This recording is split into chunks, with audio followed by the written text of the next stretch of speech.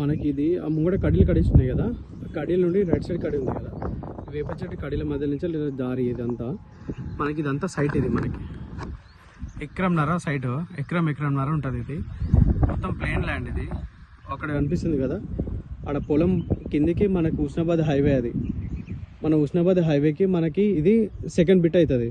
అక్కడ ముందు petrol bunk కనిపిస్తుంది కదా, బైక్ పోతుంది కదా, అది మెయిన్ రోడ్, పెద్ద రోడ్, అది 100 ఫీట్ల రోడ్. అదేమో గెస్ట్ హౌస్.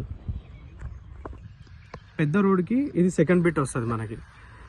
రెడ్ సైడ్ మొత్తము, రైట్ సైడ్ మొత్తం కల్టివేషన్ ఉన్నాయి, అటు అపోజిట్లో కూడా ఉంటాయి, ఇటు కూడా కల్టివేషన్ ఉంది.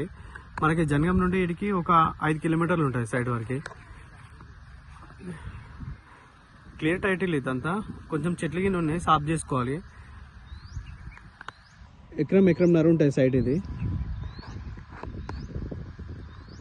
అక్కడ రోడ్డు నుంచి టాటాయిస్ పోతుంది కదా, ఆ చెట్ల నుండి ఇట్లా వస్తే మనకి పానాది ఉంది, అక్కడ నుంచి లేడు దాకా 18 ఫీట్ల పానాది. వాళ్ళు పోతున్నారు కదా, అది కొంచెం సాఫ్ చేసుకోవాలి. ఇది ల్యాండ్ మనకి జనగాం నుండి జస్ట్ ఒక 6 కిలోమీటర్ల డిస్టెన్స్లో ఉంది సైట్ మనకి. జనగాం నుండి డబుల్ రోడ్కి హుస్నాబాద్ హైవేకి సెకండ్ బిట్ అవుతుంది. రెడ్ సైల్, క్లియర్ టైటిల్, రైతుల దగ్గరనే ఉంది. ఇది ల్యాండ్.